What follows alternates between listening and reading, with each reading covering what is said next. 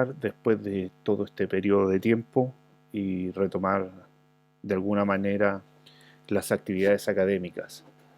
Y la primera unidad, en este caso, que nos habíamos propuesto para revisar tenía que ver con una onda en particular, y esa onda en particular, o mal llamada onda en realidad también, es la luz, ¿ya? Y en este apartado vamos a tratar de abordar varios conceptos relativos a la luz, ¿ya? La formación de imágenes, por supuesto, y algunas propiedades importantes que tiene la luz, porque la pregunta es, ¿por qué estudiamos en este caso los fenómenos relacionados con la luz? O bueno, la unidad que estudia los fenómenos relacionados con la luz es la óptica, ¿ya? Y la óptica en este caso estudia todos los fenómenos relacionados con la luz, porque la luz trae información. Aparte de transportar energía, nos provee de información, y desde el punto de vista de, espectrográfico, nos permite en este caso eh, establecer la composición de la materia, en este caso por ejemplo de las estrellas, nos permite establecer la composición de las estrellas, la ubicación que tienen esas estrellas, y en algunos casos también nos ha permitido establecer el tipo de movimiento que tienen esas estrellas en el universo, ¿ya? La pregunta de rigor que vamos a analizar ahora es ¿qué es la luz? ¿Ya? Para responder esta pregunta necesariamente tenemos que abordar, en este caso, dos posturas que están relacionadas con cómo consideramos la luz. Y esas dos teorías o posturas en este caso son relativas a la teoría ondulatoria y corpuscular de la luz, ¿ya? Desde el punto de vista ondulatorio, la luz en este caso es una onda electromagnética y transversal, ¿ya? Que se propaga a través del espacio. Una característica importante es que la onda electromagnética puede propagarse a través de un medio material y a través del vacío. Y es transversal en este caso, es transversal significa que las moléculas o las partículas que componen la luz tienen una vibración perpendicular a la dirección de propagación de la onda, ¿ya? A eso se refiere con que es transversal. También desde el punto de vista, en este caso, corpuscular, que es también la otra forma en que nosotros podemos definir la luz es un conjunto de partículas, y ese conjunto de partículas reciben el nombre de fotones, que viajan con una rapidez definida a través de un medio material o a través del vacío también, ¿ya? El fotón, su particularidad es que no posee masa, sin embargo posee energía.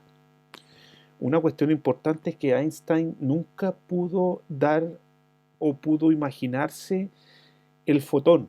No es una variable física a considerar, no es como una bolita que se desliza por una superficie, pensar que el fotón es una partícula, ¿ya? ¿Ya? El fotón en definitiva es energía que se está propagando y es un campo electromagnético que se está propagando.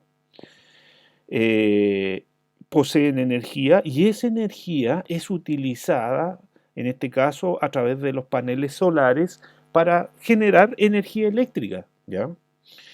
Un flujo de fotones, en este caso, puede llegar a tener una gran cantidad de energía, ¿ya? Para poder transferirla a la materia o interactuar de tal manera que al interactuar con la materia se pueda transformar esa energía que poseen los fotones en energía eléctrica. Cabe mencionar que Albert Einstein no ganó el premio Nobel por la teoría de la relatividad, sino que él ganó el premio Nobel por un fenómeno relacionado con los fotones, y ese fenómeno es conocido como el efecto fotoeléctrico, ¿ya? El efecto fotoeléctrico. ¿Quién, en este caso, cuál fue de los científicos que defendieron estas dos posturas? La postura ondulatoria fue defendida por un científico contemporáneo a Isaac Newton, que era Christian Huygens. Y la teoría corpuscular, obviamente, era defendida por Isaac Newton. En la actualidad se aceptan esas dos teorías. Cabe mencionar también, o hacer un énfasis, es que se considera a la luz como una onda cuando ésta se propaga a través del espacio y vamos a considerar su carácter corpuscular, en este caso como partícula, cuando interactúa con la materia. Ahora la pregunta es cómo se origina la luz, ¿ya? Una onda, tal como se predijo o se definió en primero medio, una onda es el resultado de una perturbación. Y esa perturbación es la que se propaga. Algún agente externo está produciendo esa perturbación. Esa perturbación se puede producir de forma natural o de forma artificial, ¿ya?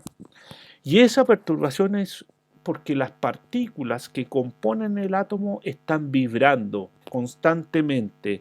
Y esa perturbación o esa vibración de los electrones de los átomos, en este caso, es la que se transmite. En este caso, la luz se genera por esa vibración de los átomos y moléculas y esa vibración se transmite a través del espacio. Para comprender en este caso cómo se genera la luz, debemos comprender algo de teoría atómica a partir del proceso llamado emisión cuántica de la luz. Nosotros no vamos a interiorizarnos mayormente por este fenómeno, sin embargo vamos a utilizar el modelo atómico de Bohr, ¿ya? El modelo atómico de Bohr era considerar al átomo como la mínima expresión de la materia, ¿ya? Compuesta por un núcleo. El átomo es todo lo que tenemos acá, un núcleo en donde en el núcleo se alojan los protones y los, en este caso, neutrones, que estamos considerándolo en blanco. Alrededor del átomo de Bohr están los electrones, ¿ya?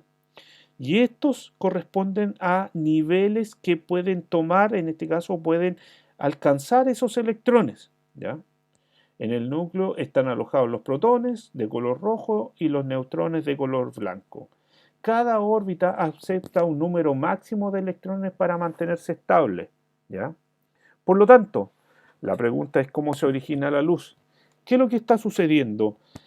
Cuando el átomo recibe energía, esos electrones aumentan su nivel, ¿ya?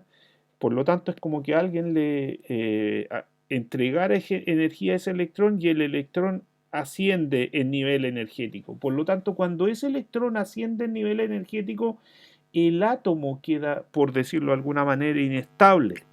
Por lo tanto, algún otro electrón tendrá que volver a ocupar ese nivel energético. Por lo tanto, cuando ese electrón vuelve a su estado de mínima energía, toda la energía que ganó la debería liberar. Y esa energía liberada es, en definitiva, luz o lo que se conoce como un fotón.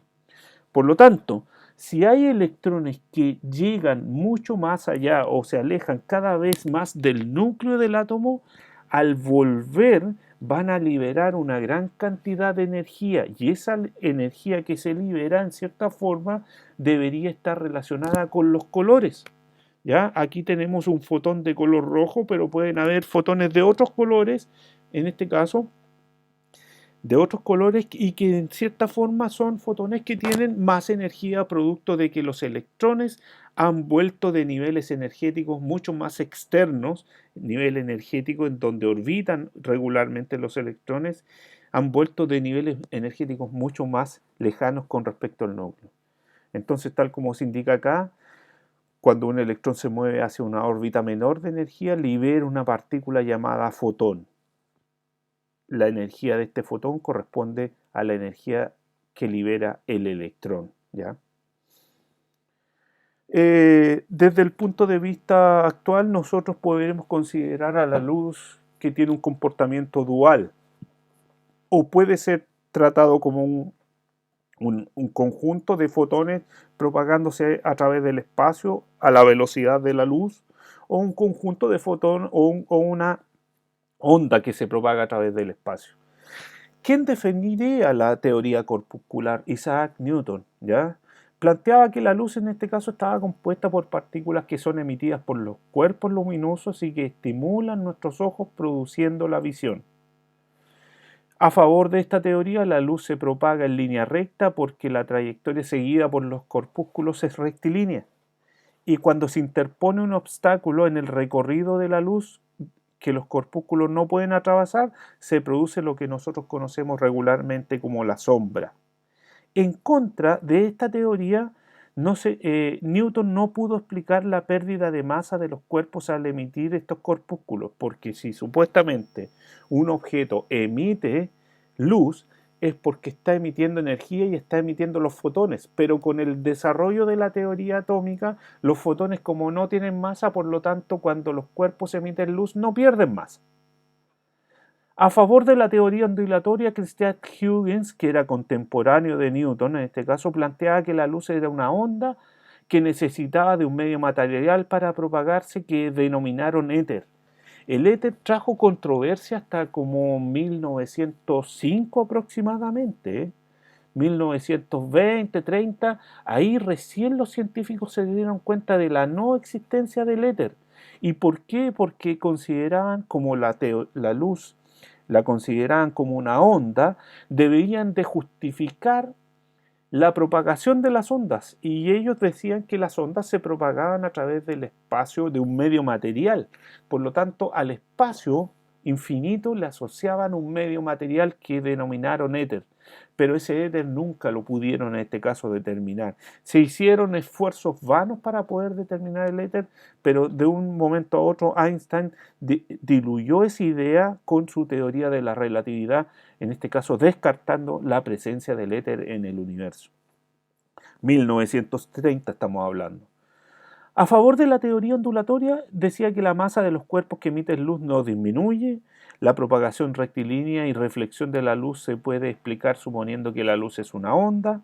En contra, podríamos agregar que la propagación de la luz en el vacío. Claro, como en ese entonces decían que las ondas requerían de un medio material para poder propagarse, no podían justificar la teoría ondulatoria porque en el vacío no había un medio para propagarse, pero aún así la luz se propagaba.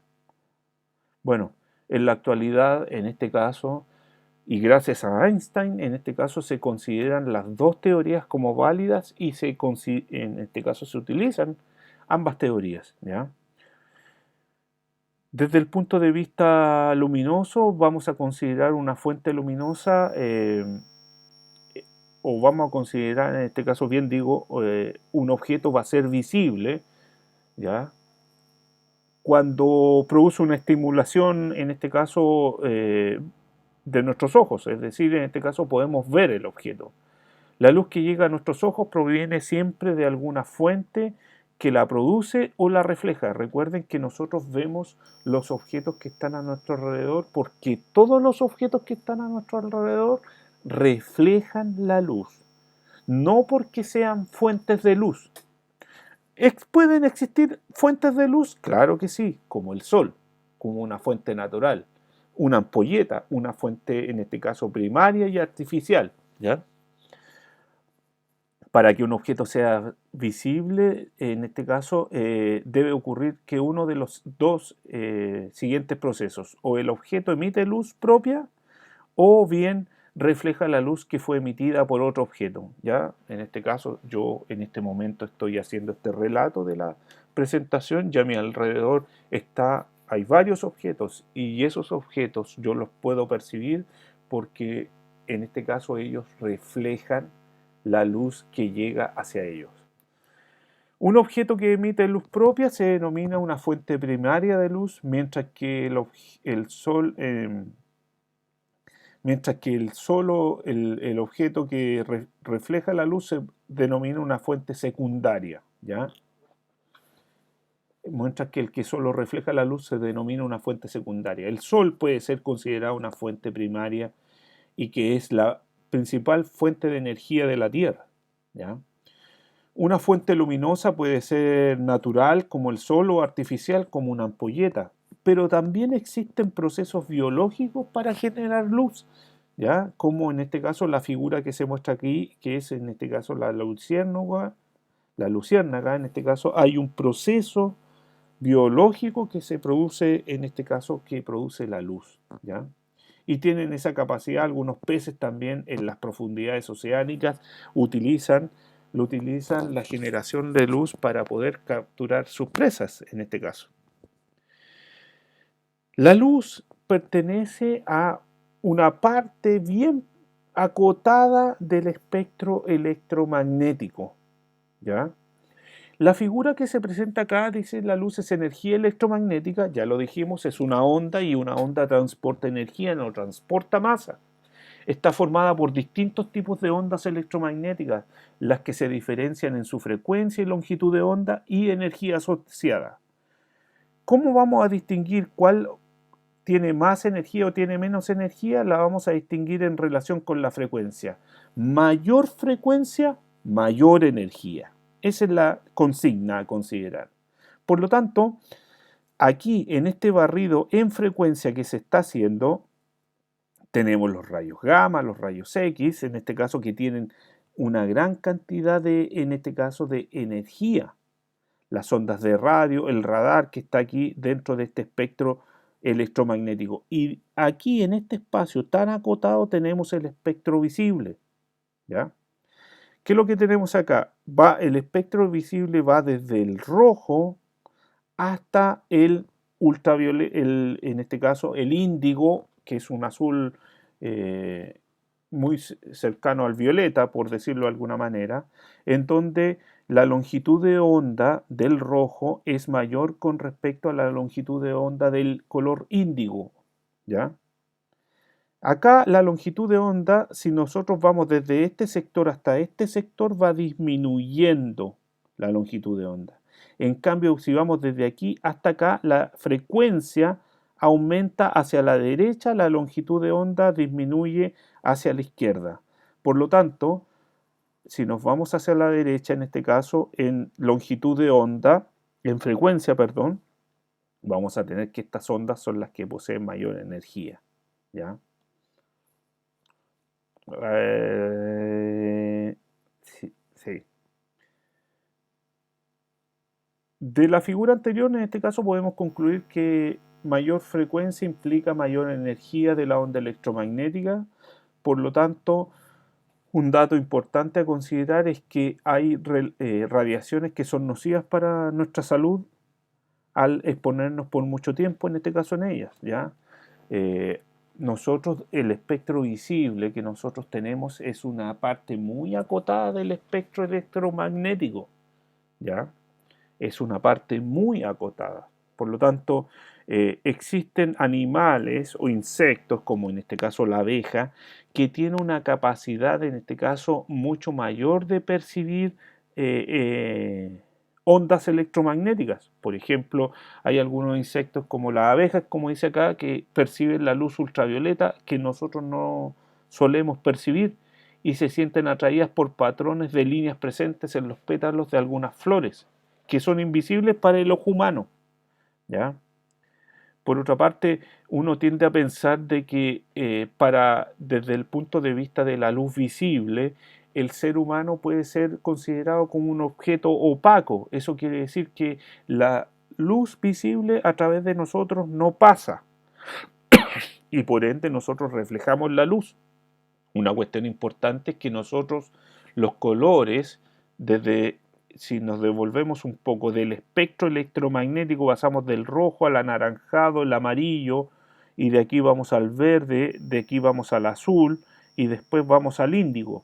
Recuerden que los objetos que nosotros vemos, diferentes objetos a nuestro alrededor, y los vemos de un color determinado, pero ese color es porque nosotros vemos la flor aquí de color amarillo, porque absorbe, absorbe en este caso el resto de colores que tiene la luz blanca, absorbe el resto de colores y solamente refleja en este caso la luz de color amarillo, ¿ya? Solamente refleja. Ahora, ¿por qué vemos un objeto de color verde? Es porque ese objeto que tiene el color verde absorbe todos los colores del espectro visible menos el color verde y por ende lo refleja de esa forma. Habíamos dicho que para el espectro visible o el rango electromagnético visible, la luz en este caso no es capaz de atravesar el cuerpo humano, la luz visible. pero dentro del espectro electromagnético hay ondas que tienen gran cantidad de energía, por lo tanto, en algunos casos esa energía puede atravesar el cuerpo humano. Y esa energía, por ejemplo, como los rayos X, nos permiten hacer una visión de la estructura, por ejemplo, ósea del cuerpo humano cuando nos tomamos las radiografías. En la actualidad se está utilizando fuertemente otro aparato para poder estudiar la estructura interna del cuerpo humano, ¿ya? La estructura interna del cuerpo humano, y ver en este caso las deficiencias que tienen producto de lesiones en algunos casos. También a considerar que dentro del espectro luminoso en la actualidad están incidiendo ondas electromagnéticas de gran energía a la Tierra, a la superficie de la Tierra. Lo que antes era absorbido o bloqueada por la capa de ozono y por efecto de cambio climático, esa capa de ozono ha disminuido en espesor y en algunas partes de la Tierra ha desaparecido. En este caso, el uso de lentes de sol nos permite en este caso controlar el daño que produce las ondas de gran energía que inciden en la superficie de la Tierra y nos permite controlar en este caso las ondas electromagnéticas que pueden dañar en este caso los ojos de las personas. También desde el punto de vista de óptico, últimamente estamos usando códigos de barras para generar en algunos casos ordenamientos en las empresas, producto de la venta de ciertos productos. En la gran mayoría ya se está utilizando el código de barras y aquí hay un proceso óptico de por medio, un rayo láser. Él lee ese código de barra y ese código de barra arroja un resultado, ya sea orden para la empresa, precio para el consumidor. El fenómeno que hay detrás de la lectura del código de barras, del código QR en la actualidad, el fenómeno que hay detrás es un fenómeno de la difracción, que lo vamos a explicar en otra presentación más adelante. ¿Qué características tiene la luz? Bueno, la luz en este caso se propaga a lo largo de una línea recta, ¿ya? Tal como lo muestra el láser que está incidiendo en ese espejo y se refleja, ¿ya? Incide a lo largo de una línea recta o simplemente busca el camino más corto entre dos puntos. Y el camino o la distancia más corta entre dos puntos es la línea recta. Y la rapidez con que se propaga la luz en el vacío es de 3 por 10 elevado a 8 metros por segundo. ¿Quién hizo un acercamiento o determinación bastante cercana a este valor? Fue un físico francés, Fizeau. Fizeau hizo un experimento entre casi dos ciudades distanciadas por 8 kilómetros, lanzó un pulso luminoso y ese pulso luminoso se reflejó y logró medir el tiempo que tardaba en cubrir una distancia aproximadamente de 8 kilómetros entre dos ciudades, además de un proceso de en este caso de una rotación de un engranaje para en este caso poder tener un cierto delta de tiempo para medir la rapidez de la luz y llegó a un valor muy cercano a 3 por 10 elevado a 8 metros por segundo. Como dicen por ahí, en este caso, la rapidez de la luz en el vacío es un límite natural universal, ¿ya? Además, la rapidez de la luz en el vacío no puede ser alcanzada por ningún objeto material. Por eso se dice que los fotones no tienen masa, ¿ya? Porque para que un objeto material, una persona por decirlo de alguna manera, pueda alcanzar velocidades cercanas a la velocidad de la luz, tendría que tener una energía casi infinita, ¿ya? Como nosotros somos objetos opacos, no dejamos pasar la luz a través de nosotros, la luz visible, porque dentro del espectro electromagnético existen otras ondas que pueden atravesar el cuerpo humano y ya lo vimos en este caso con la incidencia de los rayos X en el cuerpo humano que pueden producir o nos pueden permitir visualizar la estructura ósea del cuerpo humano.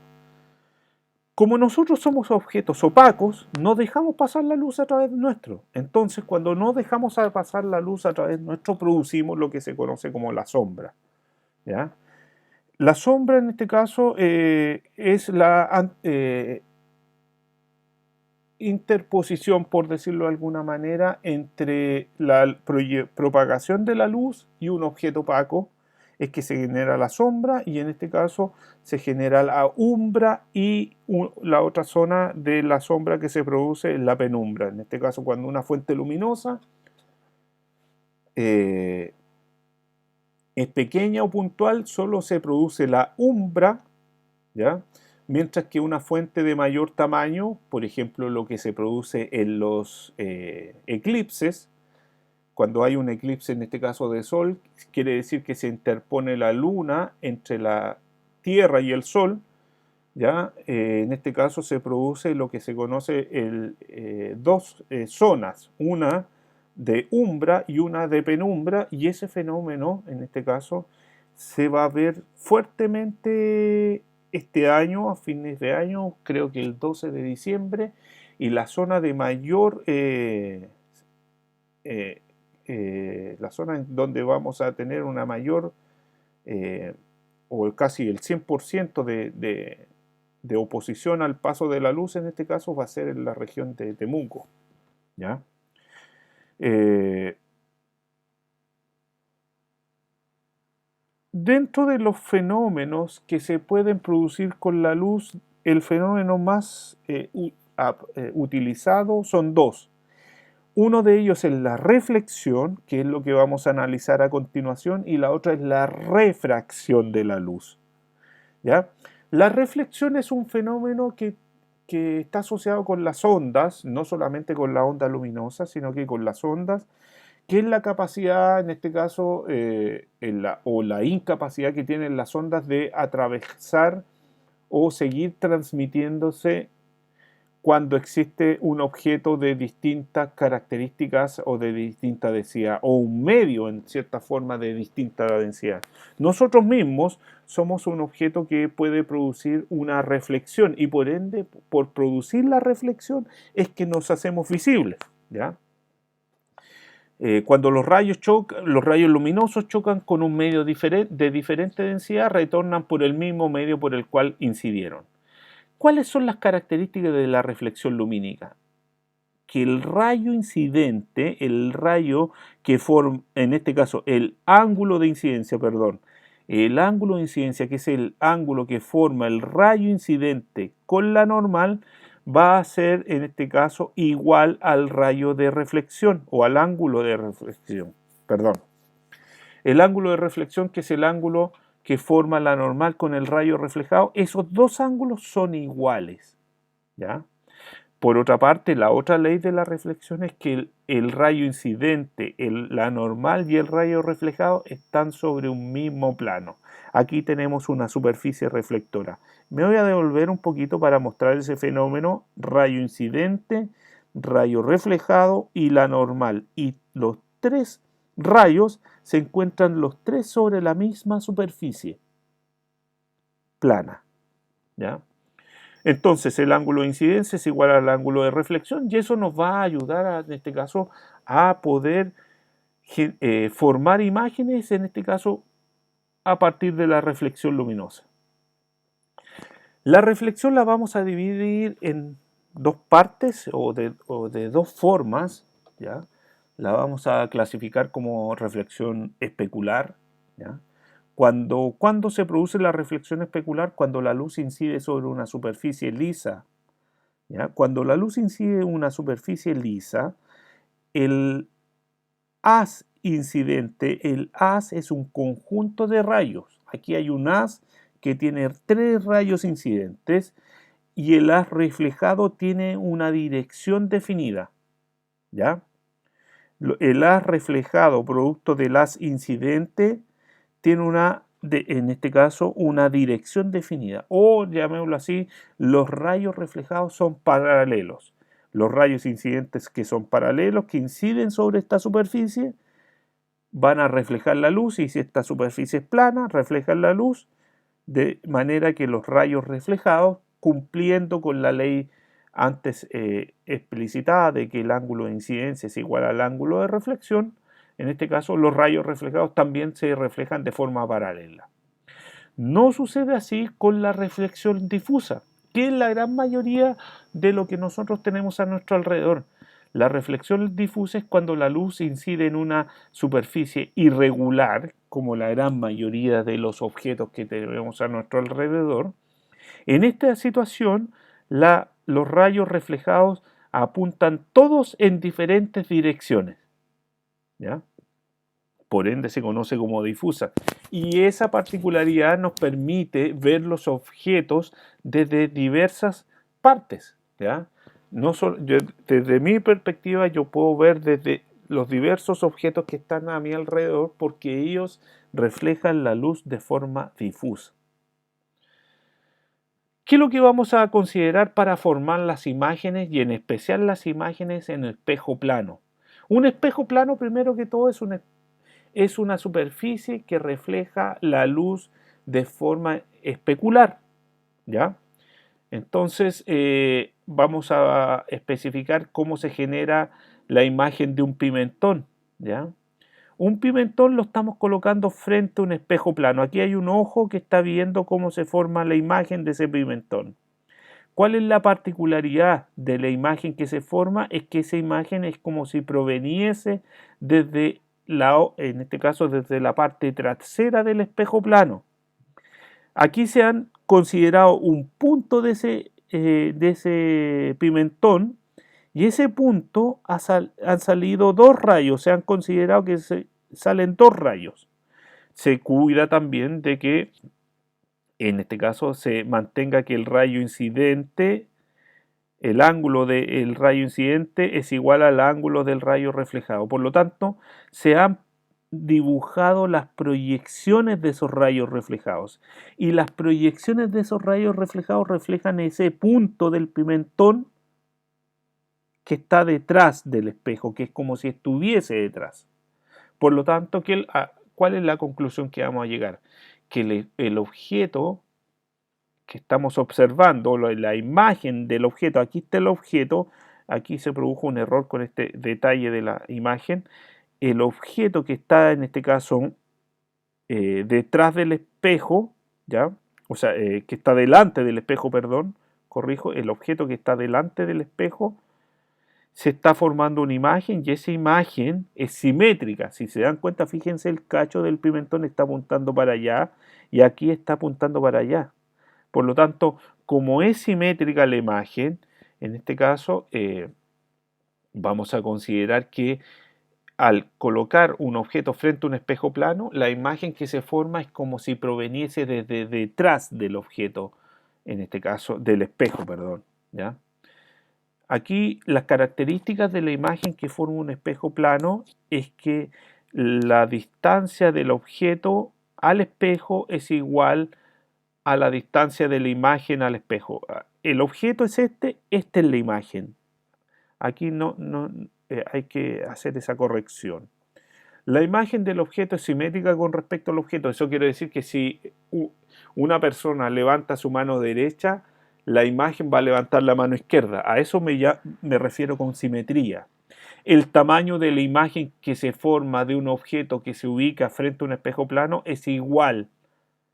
Es igual la imagen, el tamaño de la imagen es igual al tamaño del objeto. Y además, como la imagen se forma por la proyección de los rayos reflejados, esa imagen tiene una característica que es virtual, ¿ya? Por otra parte, cuando nosotros colocamos objetos frente a espejos curvos o un espejo curvo, en este caso, también podemos formar imágenes en espejos curvos. ¿Y de dónde provienen los espejos curvos? De superficies que reflejan la luz, superficies curvas que reflejan la luz. Aquí se ha tomado una superficie interna, en este caso, una superficie curva interna que refleja la luz y también se aplica la misma ley de reflexión de la luz, que los ángulos que forman los rayos incidentes y reflejados son iguales con respecto a la normal, ¿ya? Los espejos curvos los vamos a clasificar de acuerdo a al sector que refleja la luz. Por lo tanto, cuando la parte interna de la superficie curva es la que refleja la luz, a este espejo le vamos a llamar cóncavo. Cuando la parte externa del espejo es la que refleja la luz, a este espejo le vamos a llamar convexo. ¿Ya?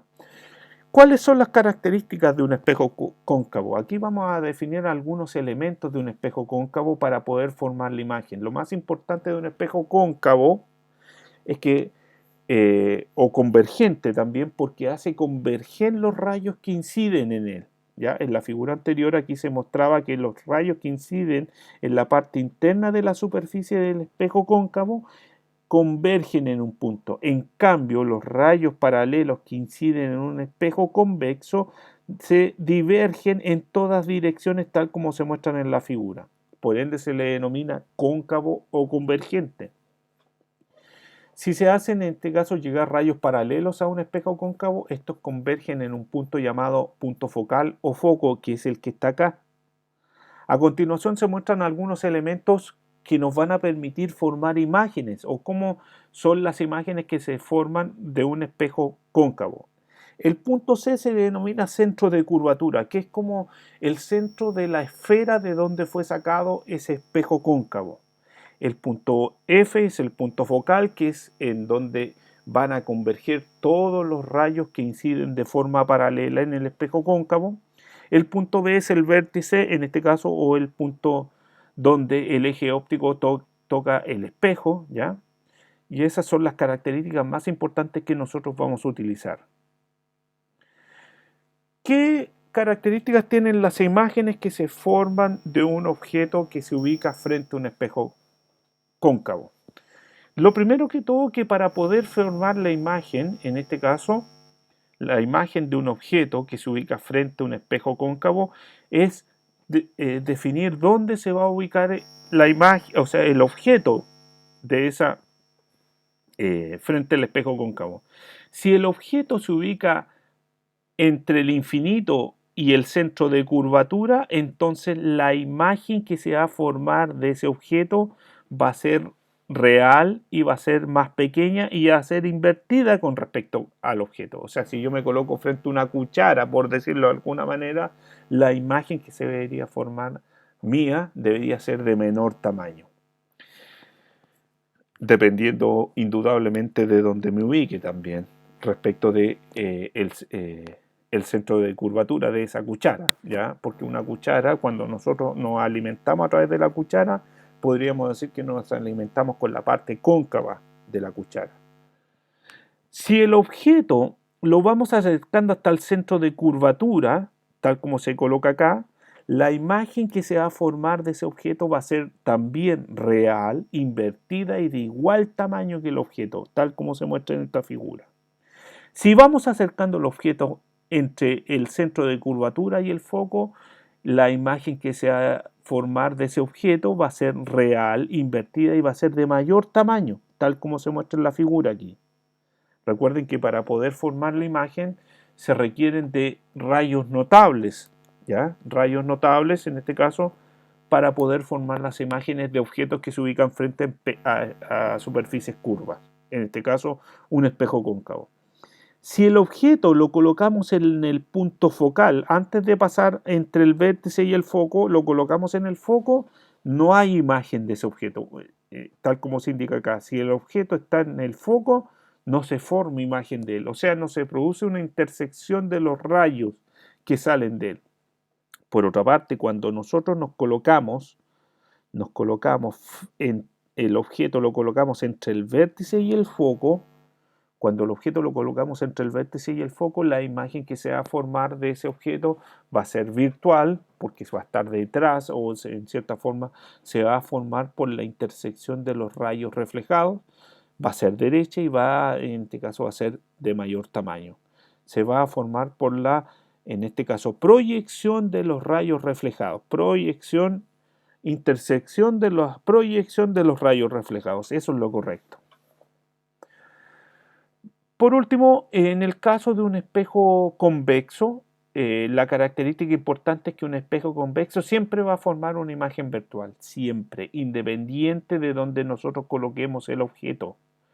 El objeto ubicado frente a un espejo convexo, y no perder de vista esto, un objeto ubicado frente a un espejo convexo, la imagen que se va a formar de ese objeto es que va a ser de menor tamaño, va a estar más cerca del espejo. Eso es importante porque luego lo vamos a aplicar a distintas situaciones que suceden en la vida real, ¿ya? Va a ser virtual, va a estar más cerca del objeto. Sí, por lo tanto, la imagen que se forma de un objeto que está enfrente de un espejo convexo es que esa imagen va a ser virtual, más pequeña y cerca, en este caso, del objeto, cerca del objeto, del espejo, y derecha con respecto al objeto real. Aquí hay un ejemplo, en este caso, de lo que se muestra.